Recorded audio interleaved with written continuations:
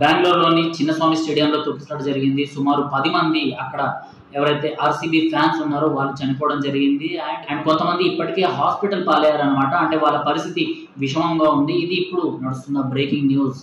అసలు ఎందుకు ఇదంతా జరిగింది అనేది మనం ఒకసారి దీని గురించి మాట్లాడాల్సి వస్తే, ఏదైతే 17 సార్లు సీజన్లో వరుసగా ఓడిపోయిన ఆర్సీబీ కసి మీద ఈసారి మాత్రం 18వ సీజన్లో కప్పు గెలిచిందనమాట. సో కప్పు గెలిచిన తర్వాత ఏదైతే ట్రోఫీని తీసుకొని వాళ్ళు సెలబ్రేషన్ చేసుకోవడానికి ముందుగా సిద్ధరామయ్య గారిని కలిసి అక్కడ నుంచి, అంటే వాళ్ళ ఏదైతే సెక్రటరియట్ ఉందో అక్కడ నుంచి ర్యాలీగా స్టేడియంకి వెళ్దాం అనుకున్నారు. కానీ పర్మిషన్ దొరకలేదు. సిద్ధరామయ్య గారు కూడా కొంచెం బిజీగా ఉండడంతో సో పర్మిషన్ అనేది దొరకలేదు. ఆ తర్వాత డైరెక్ట్గా వీళ్ళు ఆర్సీబీకి సంబంధించిన ఫ్యాన్స్ వీళ్ళందరినీ, అంటే సోషల్ మీడియాలో ఆల్రెడీ వార్తలు వచ్చేసాయన్నమాట. ఆర్సీబీకి సంబంధించిన ట్రోఫీని చిన్నస్వామి స్టేడియంకి తీసుకొస్తున్నారు అనేసి అనగానే చిన్నస్వామి స్టేడియం అప్పటికే క్రిక్కిరిసిపోయింది. సో అలా క్రిక్కిరిసిపోయిన స్టేడియంలో ఎంతమంది జనాలు ఉన్నారో అంతే మంది బయట ఉన్నారనమాట. సో వాళ్ళందరినీ పలకరించేందుకు ఆర్సీబీకి సంబంధించిన టీం మొత్తం ట్రోఫీని తీసుకొని చిన్నస్వామి స్టేడియంకి రావడం జరిగింది.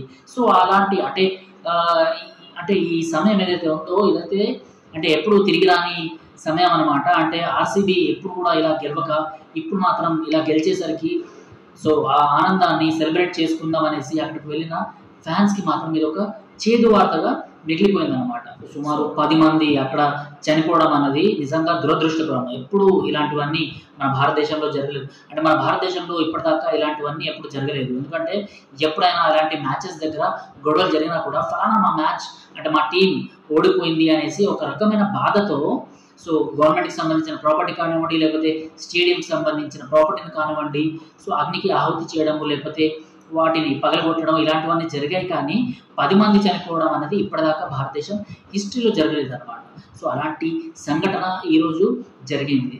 సో ఎన్నిసార్లు కప్పు గెలవని ఆర్సీబీ ఒకేసారి ఇలా కప్పు గెలవడంతో సో ఆ మూమెంట్ని ఎంజాయ్ చేద్దాము అనేసి సో ఆర్సీబీ వాళ్ళందరినీ కలుద్దాం అనేసి, ఆ ఫ్యాన్స్ని కలుద్దాం అనేసి అక్కడికి కొన్ని వేల మంది స్టేడియం దగ్గరికి వచ్చేసారు. సో స్టేడియం దగ్గరికి వచ్చేసిన తర్వాత జరిగిన తొక్కిసలాటలో ఇదంతా జరిగిందనమాట. ఇంతమంది చనిపోవడం జరిగింది. సుమారు 10 మంది. ముందైతే ఒకరు చనిపోయారనేసి, ఆ తర్వాత 3 చనిపోయారనేసి, ఆ తర్వాత 7కి ఆ సంఖ్య చేరింది. ఆ సంఖ్య ఇప్పుడు 10కి చేరింది. ఈ వీడియో పోస్ట్ అయ్యేదాకా ఆ సంఖ్య మరింత ఎక్కువ అయ్యే సమాచారం కూడా మనకు కనిపిస్తుంది. ఎందుకంటే TV9 కన్నడ ప్రకారం అయితే ఎవరైతే ఈ ఫ్యాన్స్ ఉన్నారో వాళ్ళు చాలామంది క్షాత్రఘాతులు ఇప్పటికే హాస్పిటల్ పాలయ్యి ఎవరైతే ఉన్నారో వాళ్ళ పరిస్థితి కూడా చాలా విషమంగా ఉంది.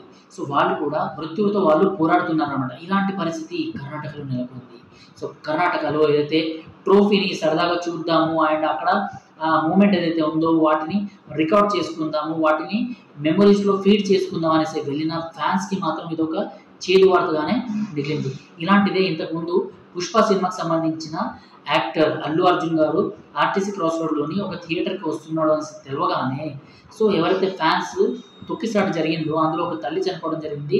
వారి పిల్లడి పరిస్థితి ఎలా అయితే విషమంగా ఉందో మనందరికి తెలిసింది. సో ఇలా ఫ్యాన్స్ ఓవర్గా వీటిని తీసుకుంటూ ఓవర్గా ఆ హ్యాపీ మూమెంట్ని కాస్త ఇలా దురదృష్టకరమైన సంఘటనలో మార్చుకుంటున్నారు అనమాట.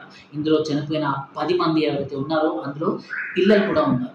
సో ఒక్కసారి ఆలోచించండి. ఇలాంటి ఈవెంట్స్కి, ఇలాంటి ప్రోగ్రామ్స్కి వెళ్ళే ముందు అక్కడ సరైన భద్రత ఉందా, లేకపోతే అక్కడ తొక్కిసలాట జరిగే ఏదైనా ఛాన్సెస్ ఉన్నాయా లేదా అనేసి ఈజీగా మనం అర్థం చేసుకోవచ్చు. సో అక్కడ నుంచి వెళ్ళిపోవడమే మనకు శ్రేయస్కరం. అయినా కూడా మన మూమెంట్స్ని ఎంజాయ్ చేద్దాం అనేసి అక్కడికి వెళ్తే మాత్రం ఇలా మృత్యువాత పడతారు అన్నమాట.